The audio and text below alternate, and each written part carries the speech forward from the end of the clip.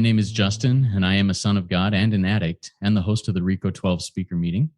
And thanks to my God, the steps, and the fellowship of other addicts, I am living the relative, happy, joyous, and free life that is promised to those living in recovery and have been very active in the rooms of recovery since September of 2013. Welcome to the 109th meeting of RICO 12. RICO 12 is an organization with the mission of learning and sharing the similarities of addiction of all kinds and gaining and sharing tools and hope from others who are walking a similar path. We come together from all places, faiths, and backgrounds to gain tools and hope from others who are walking a similar path. Speakers from our past meetings have represented many fellowships and identify with addictions with such variety as alcoholism, drugs, food, sex, gambling, theft, codependency, and all of the anon groups, just to name a few.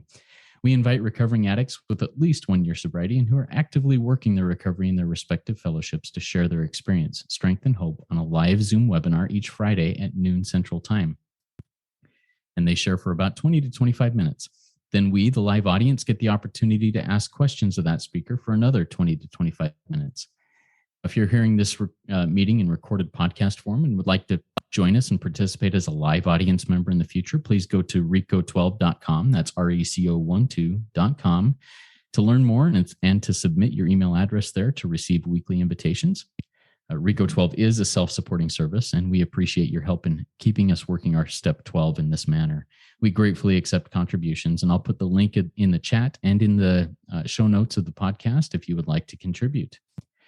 We got a few more 5-star reviews recently, and I want to read one of those. So Super0117 said, I recommend the RICO 12 podcast to anyone who has suffered or is suffering from an addiction of any kind. By listening, you will hear about real life experiences of those who have found recovery from their addictions by applying the 12 steps in their lives. The stories are remarkable and inspiring. They help me see that miracles happen and that real people are healing from their addictions and really living. This podcast helps me in my own recovery. Thank you so much, Super0117. Appreciate that.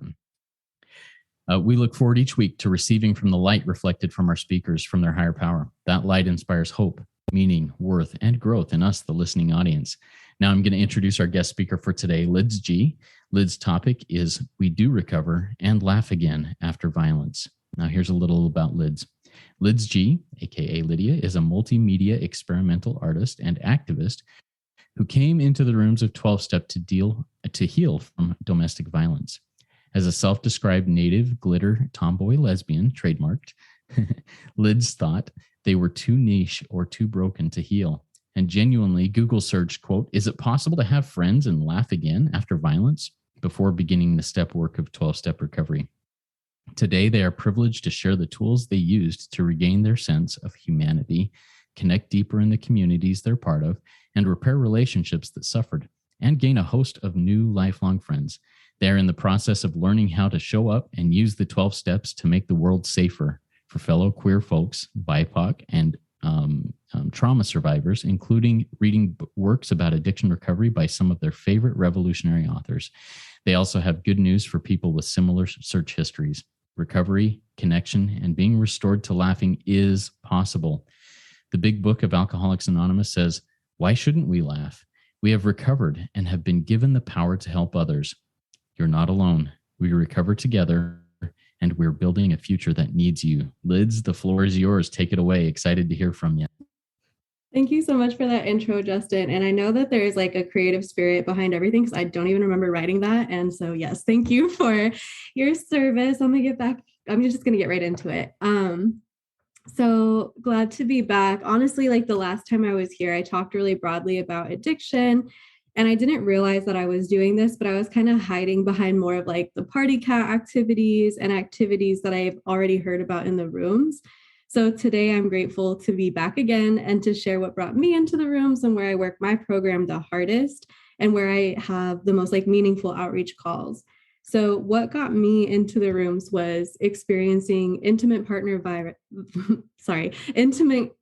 violence coupled with institutional violence. And I tried everything to leave except for jail, and I was willing to go to jail, but that just wasn't what happened. I lost everything except my dog, and like, thank God I didn't lose my dog.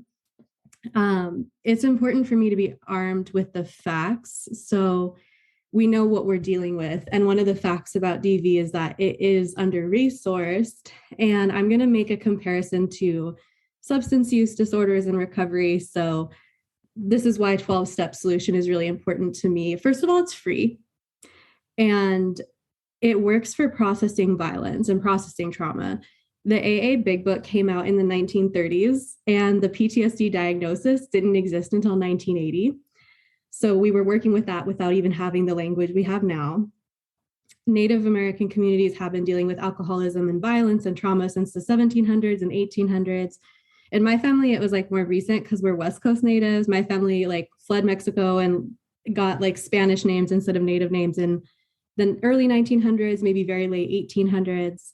And many of the AA principles do reflect. I thought it was a Christian program, but a lot of it does reflect the stuff that I was brought up with Native values. And the biggest one for me is that like the opposite of addiction, it's not abstinence, it's not sobriety, it's connection. So for me, when I came into program, I'd lost my sense of connection. And that's what made it such a seemingly hopeless state of mind and body for me. So there's a study that happened out in Baltimore, and excuse me, it basically said that working a 12-step program, including like the last step of sponsorship, which just means like helping another person to use the steps, it gave heroin and cocaine addicts a 75% chance of complete remission of substance addictions. And the other 25%, when they worked the program, showed improvement. So when I came in, I did have to lay aside some prejudices because I had this like weird pride of like not having gotten into certain drugs or like whatever. And so this is like silly, but this is the best source I have. I was watching Euphoria, like the show on HBO, and they were talking about how like only 5% of addicts recover from substance addiction. And I didn't know that daunting statistic was out there because like, and it makes me want to cry to think about it because I've seriously been submerged since 2020 in a culture of people who has found a solution that completely goes against that statistic. So there's an expression in AA and also in like Al-Anon, which is for friends and family of alcoholics and addicts, which is that like when you're looking for a sponsor, you want to ask somebody who you want what they have. So even before being in the rooms as a social worker, I've heard that kind of value in the context of like, take leadership from the most impacted, which is from Beautiful Trouble, Toolbox for the Revolution, if you're into that. But it's like the same principle. And in AA, they talked about how an alcoholic could help another alcoholic in a way that a non-alcoholic couldn't. And for me, like, I didn't know how to help alcoholics. Like now I have more tools, but when I first started, I didn't know how. And in the same way, people who hadn't survived DV didn't know how to help me. So we use the term beyond human aid. So bringing it back to the topic at hand, my sponsor was somebody who was like not afraid of my story. And I had other fellows come in who were just kind of like, wait, hold on, let's try the steps and see if they help. And I remember there was like one time I was locked out of my house. I was playing these weird and dangerous games. And I'm just going to touch on this briefly before getting into the solution. So if you need to know you're not alone, here's a little story. So I was like in the middle of all of these crazy games. It was not safe. And my sponsor was like, hey, I totally understand. And I do believe that you can recover. Like, I think the steps might help you. And I was just like, what the fuck? I'm sorry you understand. Like, I'm sorry that you understand because no one should understand. This should be like a weird thing only I'm experiencing. And her response was like, I know it's hard when you're in it, but now it's just information. And I can use that information to help other people. So I won't put all her business out there, but she's also been on the pod. So if you look up Naika S, you can hear her story.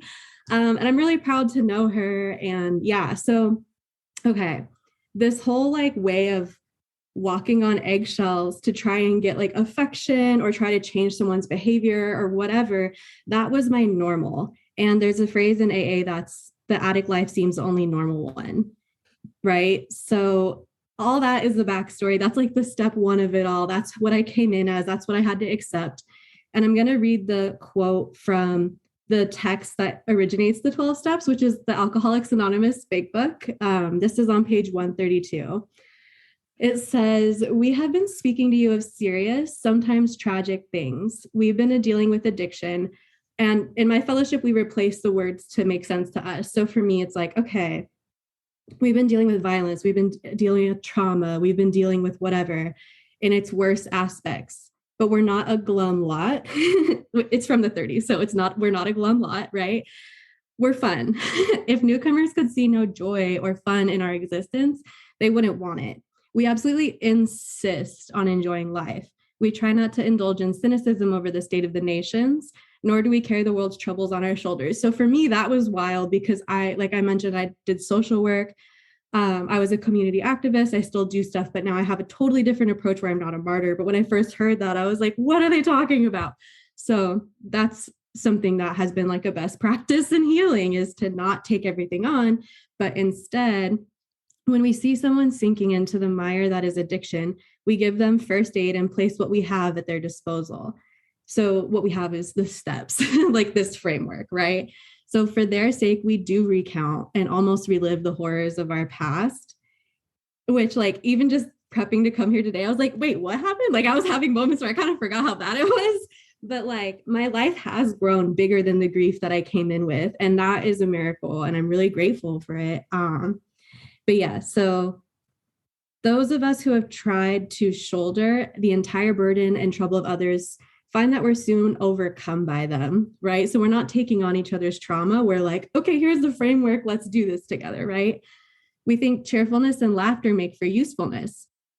Outsiders are sometimes shocked when we burst into merriment over a seemingly tragic experience out of the past. And then we've already talked about this, but let's say it again. Why shouldn't we laugh? We have recovered and been given the power to help others. Okay, so that's kind of like where we're at today. I'm going to jump right into it. And I use a workbook that, Justin, I'll have you put in the show notes if you don't mind, so our friends at home can follow along. It's kind of like a tourniquet method. It helps you get through the steps really quickly, and then you practice them for the rest of your life, but you can learn it really fast. And there's also a link in there where you can find people every single day who are working this program through this book. So basically what we just went over is like my step one experience, and to see if that's your experience, on page 5, there's a log and loser list. So the logs are the things that we tried to use to stay sober. So for me, it was like, so I used to smoke 2 packs of cigarettes a day, but one day I realized that it made me smell bad. So I just stopped. So I'm not like a true cigarette addict. I'm just someone who smoked a lot. But for this relationship, nothing stopped me. I needed to have a whole new experience with these steps. So for me, like I crossed out everything on the log list except jail. And I had lied to cops over this. So it's not like I hadn't done anything illegal, right? And then the loser list, it sounds a little tongue in cheek. It's a little bit less trauma informed than like some of the language that some people want to use, which is fine. But for me, it's like, this is the stuff that I lost in my process addiction, in my going back to this person, in the relationship, in the underlying beliefs that I had, whatever you want to call that. These are all the things that I lost. Time, family, money, relationships, home, security, all these things.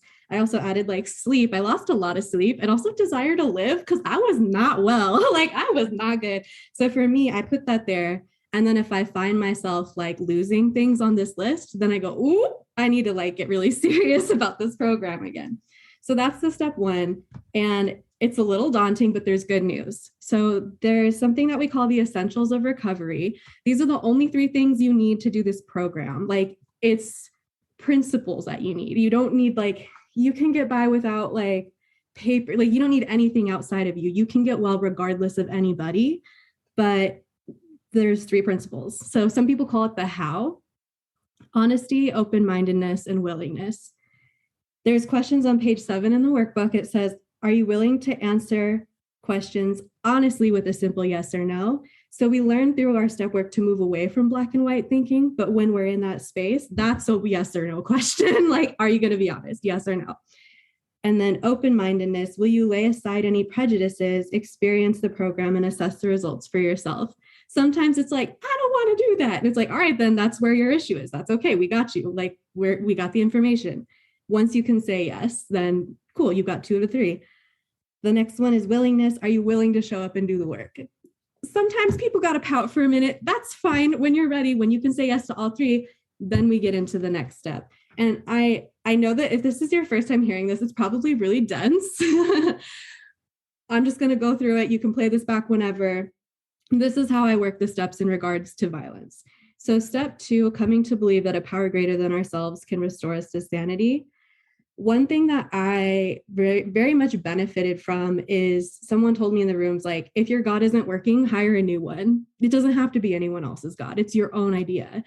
So some days, like to me today, I don't really want to use the word God because I want to make sure that this is a resource that I would have listened to when I was first coming in, and God was not it for me. Now I'm kind of like, oh, it's kind of, no. We weren't going to go there. So today I'm like, okay, what helped me was to think like, do I believe in a future where people who are going through really intense things have access to this free program? Do I believe in that world? Once I can say that that's possible, once I can say I have faith that that can happen, then I move on to step 3. So I'm going through it pretty quickly. So, some programs take years. I couldn't do that. I need to do all 12 steps every day, and it helps me. So yeah, step 3, which we're already on, good job, is making the decision to turn our will and our lives. So that's our thinking and our actions over to the care of God as we understand God, however we've defined that higher power in our step 2, or if we're just like, to whom it may concern, that works, right? We can do it however. So our will is our thinking and our lives are actions. So if I'm sitting here being like, yeah, I believe in that shit, but I'm going to still go over here and hide, which like sounds good sometimes, but like isn't in line with that vision I just declared.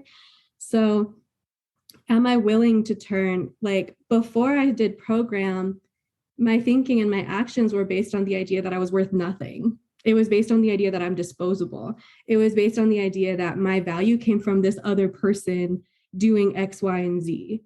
It was just dependent on everything else. So like the things that my brain was doing is like, oh, you're a piece of shit. Maybe if you learn how to close the door more quietly, then you will be a good person. Just like things that's my thinking, and that did not work for me. So once I was able to be like, okay, I'm going to read the step 3 promises. It's going to blow your mind if it's the first time you've ever heard it, but like, I promise you, it's possible. So when we sincerely took such a position, all sorts of remarkable things followed. We had a new employer. Being all powerful, it provided what we needed if we kept close to it and performed its work well. So that's like our values, right? So if we're performing the work of like building this future or whatever, established on such a footing, we became less and less interested in our own little plans and designs. The dedication I had to closing doors was not maximum usefulness for my energy. So that was not useful. So more and more we became interested in seeing what we could contribute to life. We felt a new power flow in. We enjoyed peace of mind, and we discovered we could face life successfully. We became conscious of its presence, the divine presence. We began to lose our fear of today, tomorrow, and the hereafter. We were reborn. Holy shit, that's amazing. It works. Like it really works. And like, you don't have to get to that alone. And also, I'm about to talk about step 4, which I did I put the most messed up stuff in my life in step 4 because I thought I would break it and then I would be free and I wouldn't have to do this stupid program. So you can do that. Like you can totally do that. Just do it. Your motivation is kind of like, it can shift, like you'll have a new experience. But I'm going to tell you about like the 3 major inventories that came up in my step 4 around violence and what I was experiencing. And then I'm going to tell you how it like transformed. So at first, I tried to do my resentment around this person that I was with because I wanted to blame them. But when I was like digging at it, everything that I had to say, so like there's 5 columns on page 14. Column 1 is like, what are you mad about or afraid of or whatever?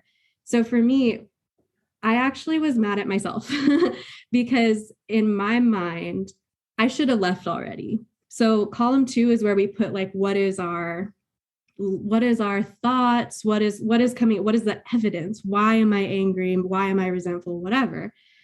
And so for me, I was like, I should have already left. I should have been able to fix them. I should have, right?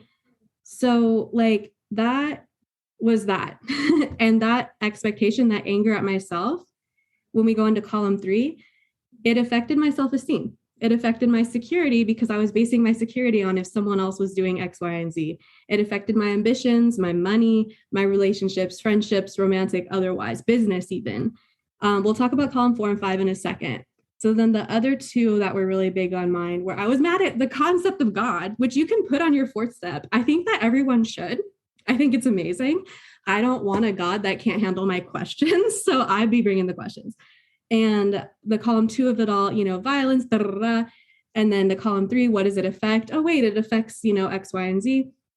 And then the last one, I was really upset with the lack of institutional structure for people who are in violence. I was so mad about that, and that makes sense. And the column 2, it's not just my beliefs about it. We can actually put facts. So, I experienced X, Y, Z. I put like the nature of what I experienced, and there should have been X, Y, and Z. It is true that there should be more support, but it's also a fact that there's not. And that was really important for me to be able to sort. I also was like, oh, there's some fears coming up, which moving into the fear inventory, my biggest fears were like, maybe this better world is not possible. Maybe we're stuck here. And that does not work for me. I cannot make that fear my higher power. And my other fear was like, this was my first out lesbian relationship.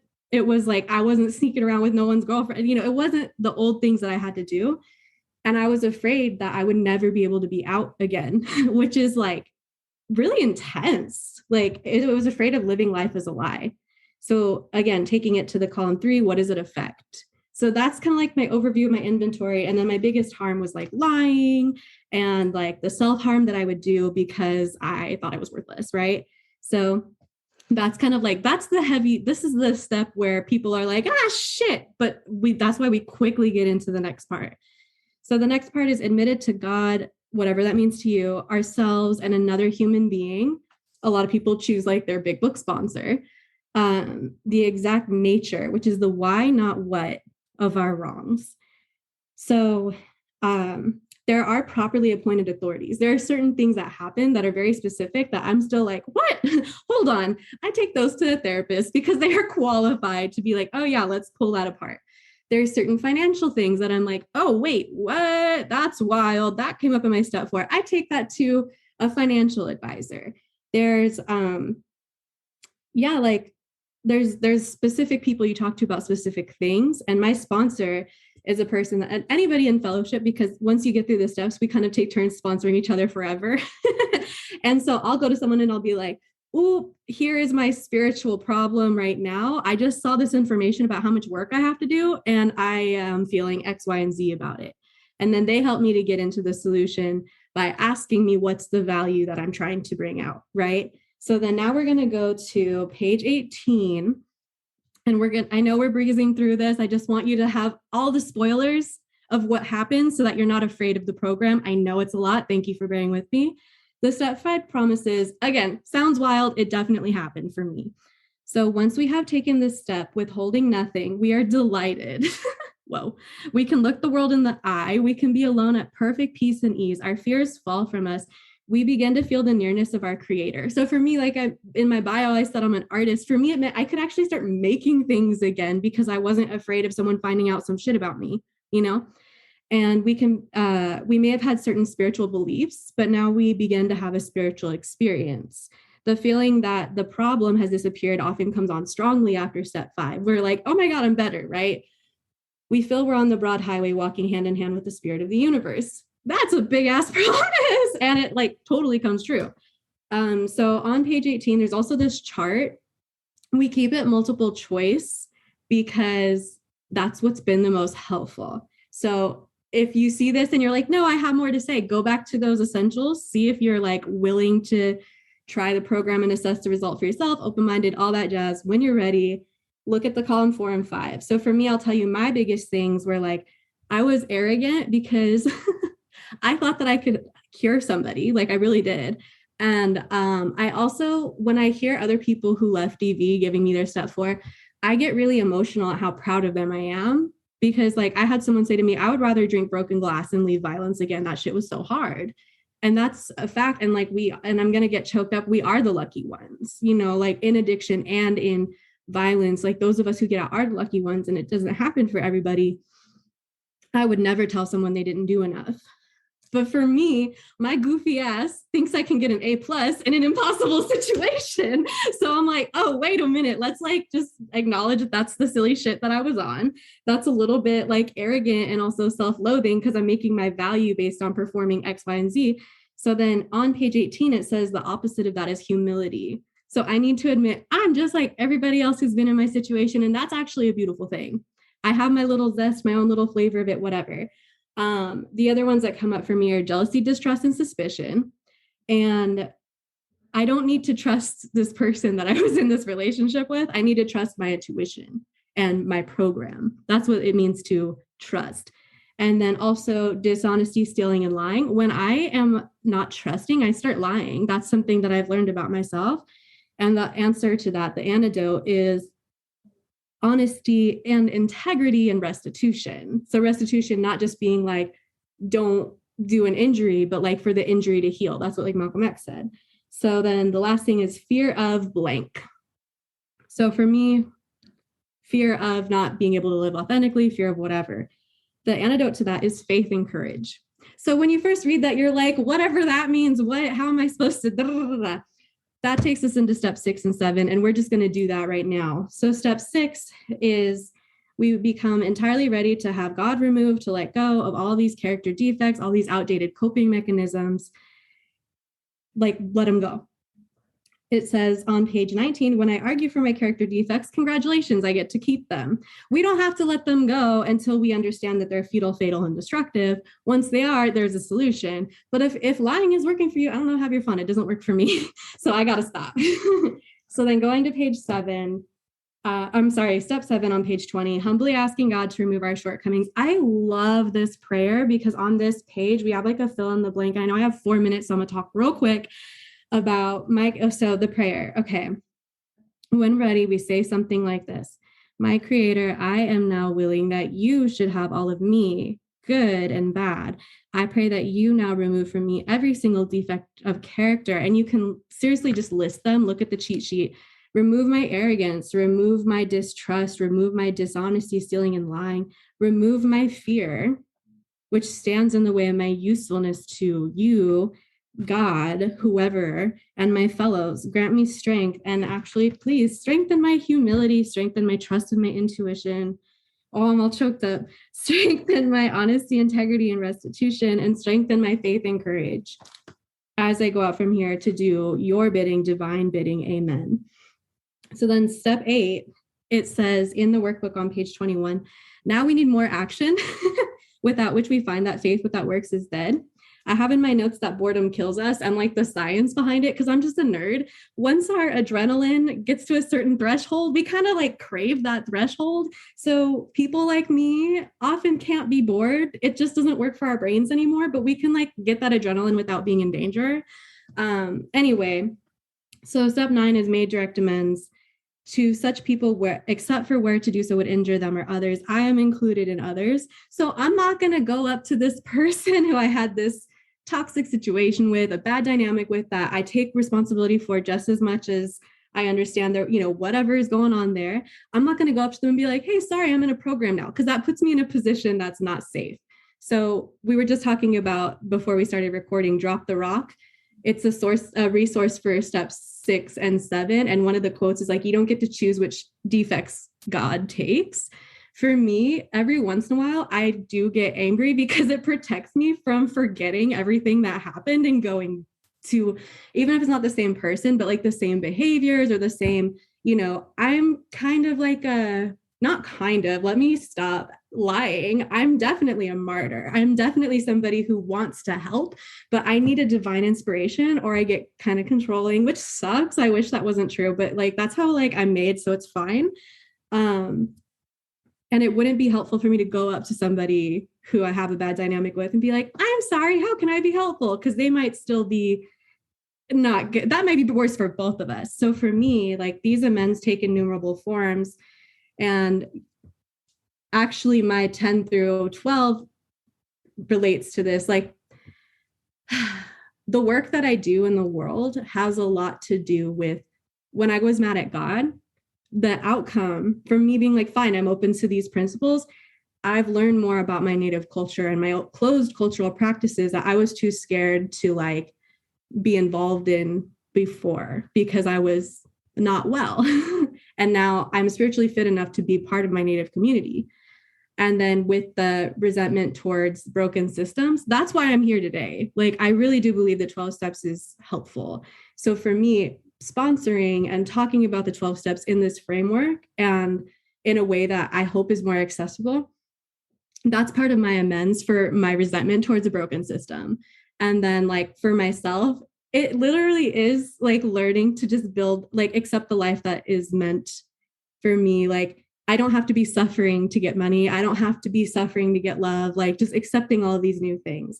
So to wrap up on the 10, 11, 12 of it all, step 10 is like doing a mini step 4 whenever something comes up. Continue to take personal inventory, and when we were wrong, promptly admitted it. I'm going to read the promises. Justin, I'm going to go over like 2 minutes because these promises are just too good to skip over. So when you do your step 10, we have ceased fighting anything or anyone, even alcohol, drugs, obsessive compulsive behavior, trauma responses, whatever. By this time, sanity will have returned. We will seldom be interested in liquor, drugs, acting out behavior. If tempted, we recoil as if from a hot flame. We react sanely and normally, and we will find that this has happened automatically. We will see how our new attitude towards liquor, drugs, obsessive compulsive behavior, whatever, has been given us without any thought or effort on our part. It just comes. That's the miracle of it. We're not fighting it, neither are we avoiding temptation. We feel as if we have been placed in a position of neutrality, safe and protected. We've not even sworn it off. If you're like me, swearing it off doesn't work, but instead we've committed to these principles, and now the problem's been removed. It doesn't exist. We're neither cocky nor afraid. That's how we react as long as we keep in fit spiritual condition through doing the steps. Step 11, sought through prayer and meditation to improve our conscious contact with God as we understood it, praying only for knowledge of his will for us and the power to carry it out. I'm just going to read on page 27, the midday focus. In thinking about our day, we may face indecision. We may not be able to determine which course to take. And here we ask God, the universe, whoever, for inspiration and intuitive thought or decision. When our thoughts are going crazy, we can just be like, all right, universe, you better give me a better thought because mine are not working. And then we get one. It says we relax and take it easy. We don't struggle. We're often surprised how the right answer comes after we've tried this for a while. The promise is on that. As we go through the day, we pause when agitated or doubtful. We ask for the right thought or action. We constantly remind ourselves that we are no longer running the show. Our egos, that did not work, right? Humbly saying to ourselves many times each day, thy will be done. Whatever's happening is happening. Like however you got to say that.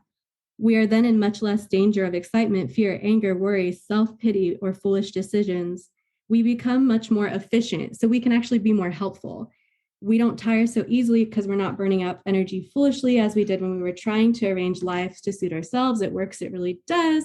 And then the last one, which is the sponsorship of it all, having had a spiritual awakening as a result of these steps, we carry this message to others who are suffering, and we practice these principles, the column 5, in all of our affairs. And the promise is like, oh my God, I always cry because it's true. Like life will take on new meaning to watch people recover, including from violence. Like I've seen that shit. I've seen all that. Like people do recover, and to see them help others. We get to watch loneliness vanish and to see a fellowship grow up around us and to have a host of friends. It's an experience that you must not miss. We know you won't want to miss it. Frequent contact with newcomers and with each other is the bright spot in our lives. It's been like some of my best friends I met in this program, and also a cute ripple effect. I think my sister might even be here today. Like it makes me want to cry. Like people in my community have been like, what are these steps? My best friend was mad and was like, where's that template that you use when you're mad? Like, what do you do with this? And it ripples out, and it really works. And I'm so excited. And I know I went a little over time, and thanks for listening. I know I'm also talking fast. Very much appreciate it. And with that, I'll pass it back to you, Justin. Thank you. Lydz, you rocked that. Thank you so much. And don't fret over going a little bit over. We appreciate that, but we also appreciate the opportunity to ask questions of you here. And there have been several that have come in. One of them, and I posted this in here. The name of the workbook, the name of that program, that's Big Book Sponsorship, 12 Steps, 4 Hours, correct? Yeah. Okay. Oh, Perfect. sorry. Yes. Yeah. So I put the link to that in the chat, 12steps4hours.org. You can get the information there that she shared there. You can get the work, download the workbook. Every fourth Sunday of every month, they do a workshop that there are hundreds of people that come to every month, and powerful stuff. It was started by Cameron F., who has been a guest speaker on this podcast a couple of times, and just firecracker. All right. Very good. So we have a few questions that have come in. I'll get to them in the order they came in. The first one is from Scott. Scott says, Lydz, I myself am also a domestic violence survivor. How did you get out from under your qualifier with such passion and joy? And what is the driving force for you all? You always help and serve others with such jazz and flair. Love it. Does your past abuse come back again and haunt you? And what do you do when it does? I love a juicy question. Thank you so much. So I didn't do it with enthusiasm. I was a freaking zombie when I came in here. And like, I read a statistic that it takes 7 times to leave someone. And I was like, that's it? How come all these people can leave after 7 times? I had tried to leave so many times that I had like a diamond membership at a shitty hotels chain. Like, I did not understand. So for me, it was like, I count my recovery date on 11/11/2020, which just happened to be like a really cute number. But I was just staring at the ceiling in a hotel and I was just like, I haven't laughed or cried in months. So like, I have to make a different decision. It was like, it was my intuition. It was like in the big book, it says deep down inside every man, woman, child, person is the fundamental idea of God. And I was sitting there and I was like, well, I'm not dead yet, which is weird. So what, like, it was just a moment of like complete surrender. And for me, it was like when someone called, people in the rooms call like the gift of desperation is an acronym for God. I had that. I fully had that. I was so desperate when I came in, and like, I really appreciate the love and care. If you're new and you kind of feel like you want people to hear you, and maybe sometimes, I know when I was new, I felt like people weren't hearing me. And now I understand it's because like people know the suffering, like people understand it and they want to see you get better. And like it's like in the beginning how we said we can't take on other people's stuff, but like the most helpful thing that people said to me is like, hey, I see you, just try the program. Like, just try it. Like, I see you're not good. Just try it. And I thought my sponsor was going to fire me because I kept doing things really weird. And my sponsor was just like, okay, I guess you need more steps. Like, do you want to try the next one? Like, what? I mean, I guess we just do the next step. Like, can you do this step well enough to like understand it? And then we'll go to the next one. And so the fact that people really trusted this program, they're like, man, I don't know what to do with you, but the steps are supposed to work.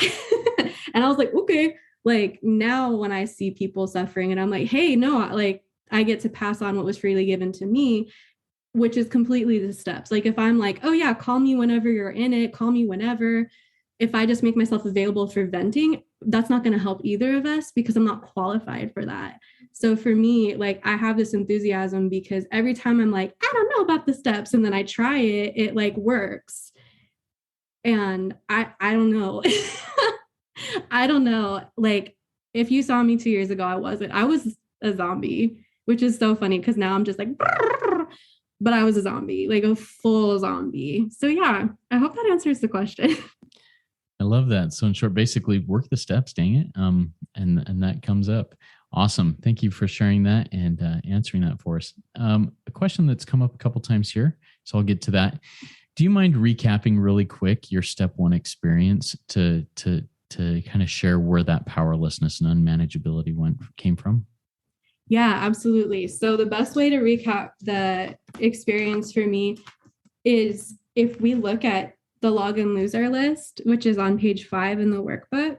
And if you need help with this, like, yeah, come to that workshop last Sunday of every month. We also have meetings every single day through the Spiritual Gangsters. I'll post that link. Or yeah, I don't know. Maybe if someone wants to grab the link, if you have it open and send it in, like we'll get it in there. I'll get it perfect. in there. Thank you, Justin. So we have people who go through this, and basically like my log list, I checked off like willpower didn't work, promises didn't work, like all of these things didn't work to keep me from going back. And every single time that it would happen again, I'd go, now I remember, I'm not going to let that happen again. And then fast forward to a week later, I'd be like, wait a minute, I let it happen again. It was like, even though I knew it was wrong, I couldn't do anything. And like, who's to say it's wrong? I knew it was uncomfortable. I knew I didn't want it, but I couldn't, on my own willpower, I couldn't change it. Like I didn't know what to do. So for me, and I had also like gone to a mental health institution like 3 times because I'd tried to like end it all. And I was like, dang, I can't even like kill myself out of this. Like not to be dark, but like that's where I was. And then I was like, okay, well, I have no choice but to be curious about what else to do because like those options didn't work. So for me, that was like the powerlessness. And then the loser list, the unmanageability can be seen in the loser list. So I was a director at a nonprofit when then I lost all that, like for my addiction, compulsive patterns, whatever you want to call it. So for me, the loser list, it felt like the day-to-day of it, I was like, it's fine. I'm good. It was very much the meme of the dog surrounded by fire, drinking coffee. Like it's fine. But it wasn't. And now I use the loser list to be like, okay, am I losing time? Am I losing family? Am I losing money? Am I losing things out of whatever I'm pursuing? So like, yeah, that's for me where the unmanageability and the powerlessness, it's like, check out page 5 of this workbook and see if that helps. Thank you for sharing that. One of the things that you put on your loser list that you mentioned initially in this share was sleep. And I think that sleep is, to be punny, the sleeping giant in things that I lose. It's silent. But man, I know in many fellowships, they talk about HALT, hungry, angry, lonely, tired being one of the things to be aware of in my addiction. Am I tired? If so, what do I need to do to do this? And sleep is huge. What is your take on that? And how do you deal with when you're tired, when you lose sleep today, or making sure that you don't in order to continue on this path? Oh my God, I love that question. So for me, the thing that made sleep stand out was I used to be kind of like a good sleeper. There's like a joke in my family just because like from my cultural background, there's always babies sleeping at parties. Like noise doesn't bother like people who grew up in like loud communities like myself. And so for me, when I started losing sleep, I was like, at first I was like, it's okay. People don't need sleep. Like I just started bargaining. And one of the times that I was in a hospital, I was asleep. And the person that I was having this toxic thing with called, and I was so mad that the nurse didn't wake me up. And the nurse told them that I was in therapy. And I was like, that's not true. Like all mad, And then she like sat me down, all nursey, all patient. And she goes, so when people come in here, because I was in the ward for people who were like suicidal. And she was saying that like people come in here and often have not slept. There's a correlation there. And we think that you will have more ability to approach what's going on if you've gotten a little more sleep. And I was like, what? And I saw a sleep specialist who like asked me to do an audit of my life. And they were like, oh, it sounds like your relationship is causing you to lose sleep. And I was like, that's a stupid thing to say. That's not just, I hated it, But now I'm like, when I see myself like scrolling on TikTok until 3 a.m., I realize that there's something I'm afraid of, right? Like, because sometimes I still am afraid, like, oh, I'm not compulsively dating every cute person who like asks me to go out with them. That means that I'm spending more time by myself. Am I going to be by myself forever? That's usually what comes up for me when I'm losing sleep is like, oh no, fear of being alone. So what I do is I really do just inventory it. I have like the 4-step template on my phone and I just like write it out. And then I'll message someone, be like, hey, if you're up or like when you wake up, like, can I share this with you? Cause like I'm in my head, And I usually end up talking to someone else who's like, oh, that's funny. I haven't been sleeping well either. LOL. I guess we need to get into the column 5. I guess we need to get into solution. I guess, if our bodies are divinely made to need sleep, like who are we to like deprive them of that, So that's what helps me, is really doing the inventory and acknowledging it. So yeah, I don't know if that makes sense, but hopefully that helps. Well, thank you for sharing that. I really appreciate it. And it echoes with me, echoes really loudly with me. So thank you. All right. Another question came in from Danny. Danny says, what has surprised you most about your higher power? Hi, Danny. What a good question. Everything. So I guess like I heard someone say, and I think that it might have come up while I was talking, like God is meant to be experienced, not understood. Like that was a really cool thing that I heard. And when I did my step 2, my sponsor's Christian. I think she's here, right? Yeah. Hey. She's Christian. And I was like, well, I'm gay, so you don't want to sponsor me. And she was like, that's not, I mean, I'm good. Like, are you cool with, are you good? And I was like, okay, yeah, let's go.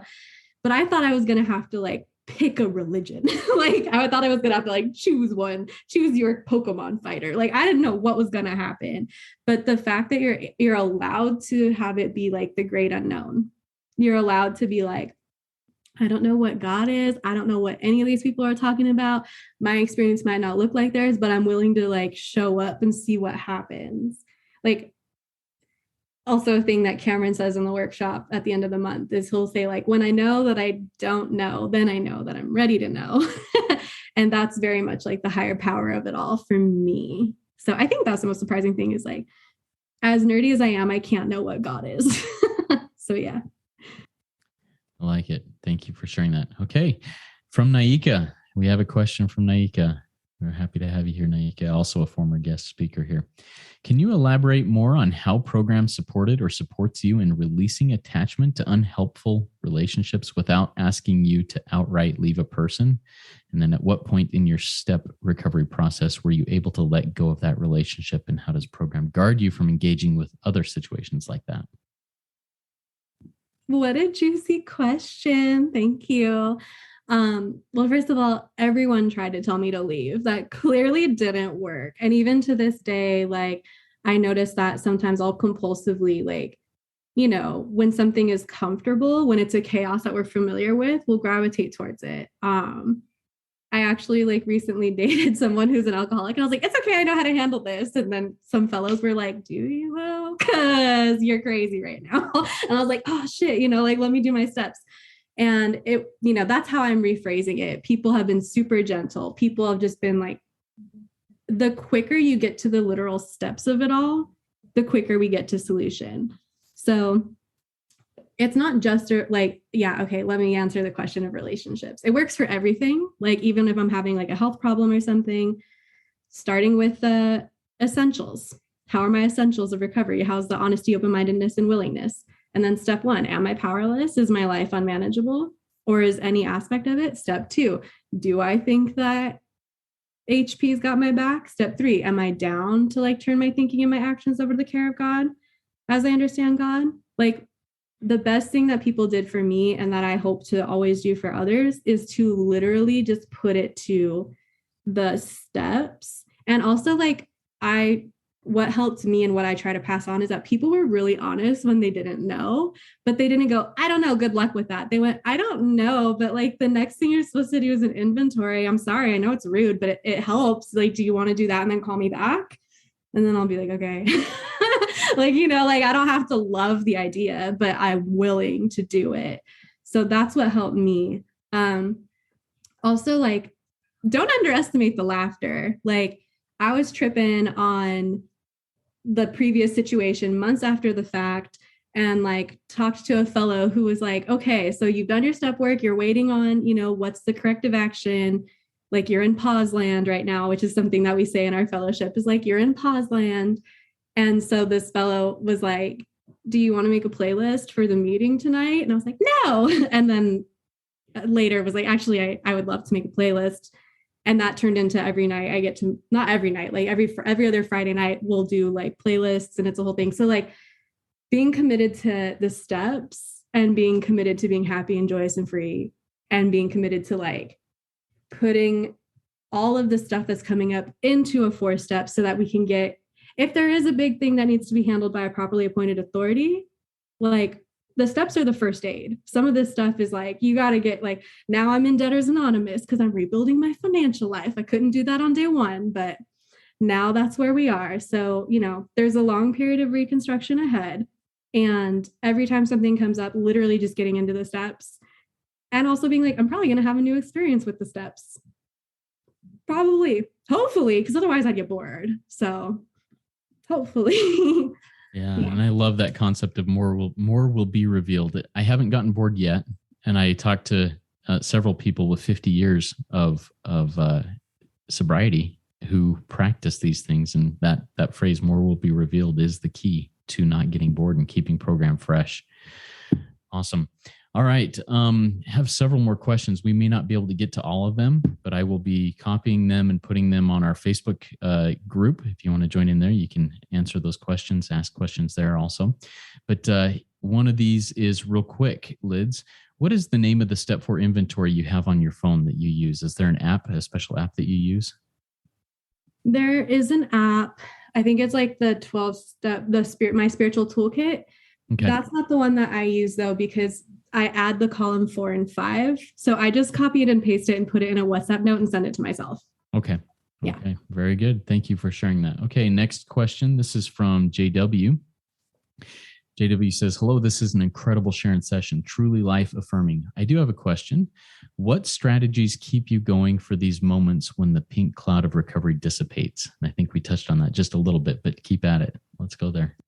Yeah. So that's like one of my favorite moments because I have some options. I can be like, well, I guess the pink cloud's over and everything's fucked and I'm dead. Or because that's how my mind works. I have, I'm an extreme thinker. Or I can be like, all right, I guess I have to inventory this, I guess I gotta.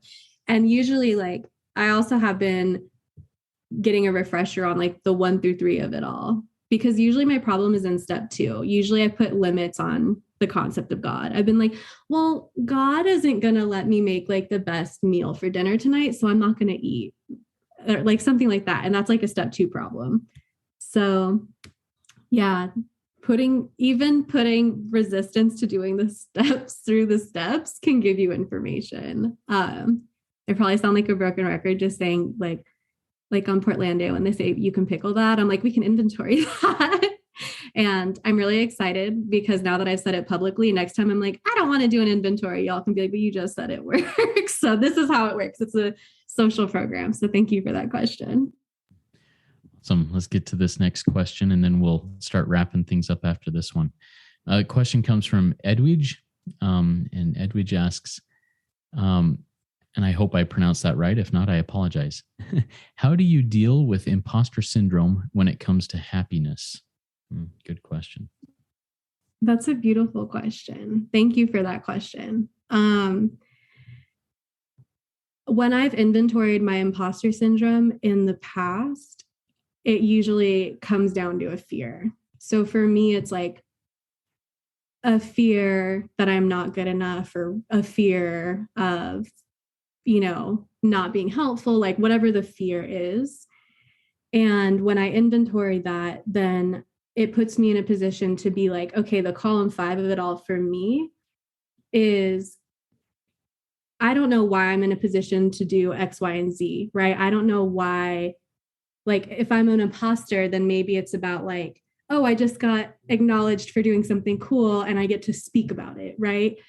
So instead of being an imposter, thinking that like that's an old narrative, that's not in line with my higher power. My higher power is putting me there for some goofy reason. So I'm supposed to just show up and just live in column 5. So I get to go, okay, how can I be helpful? And I'll take it to like the 6 and 7 of like, please remove like for me, imposter syndrome leads to like less excitement. And I'll ask for like that to be replaced with zeal. Activity and promptness and zeal, like help me to have zeal as I talk about this thing and also understand that I don't know everything. So it's like humility and zeal is what helps me with imposter syndrome. But you can have your own experience, but I'm going to say it again, take it through the steps, see what comes up for you. Awesome. Thank you so much, Lydz. All right. Before we close out and go into our closing readings, do you have any final words of wisdom that you'd like to impart to us? Oh. Yeah. Oh, sorry. Couldn't find mute. If you're hearing this for the first time, I know it's crazy, but I'm really excited to see like this. The more unreal it seems, the more ripe you are for a miracle.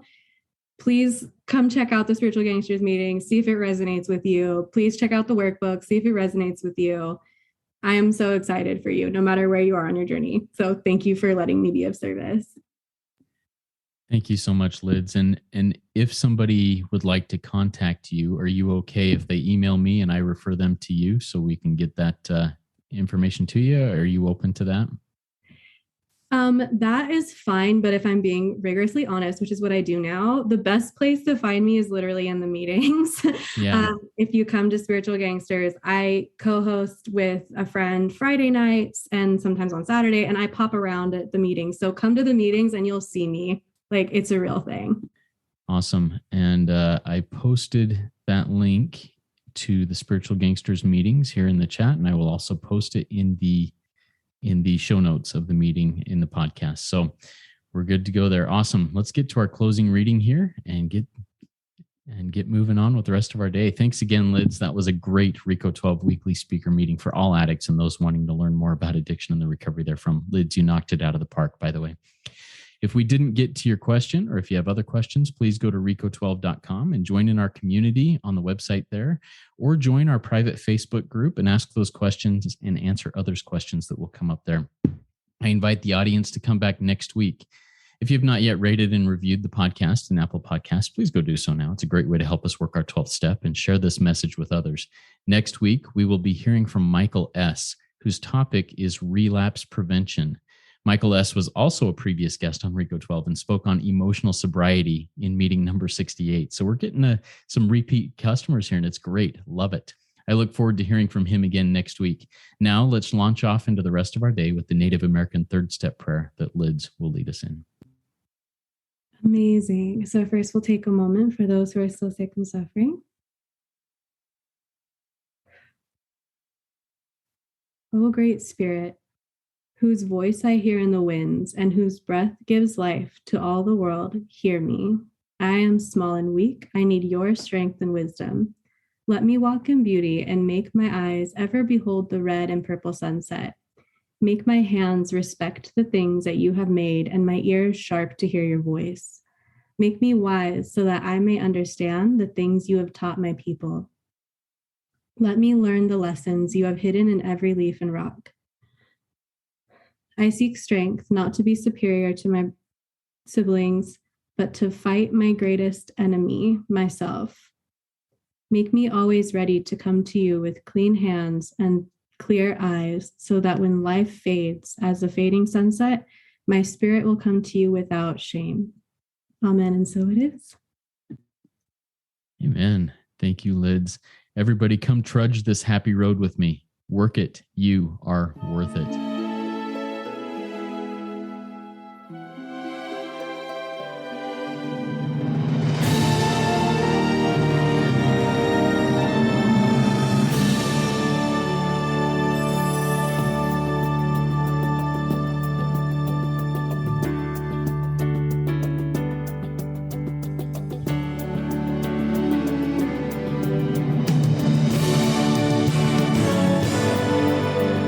Standing still a moment, carving out this time, reflecting on the landscape of this life of mine.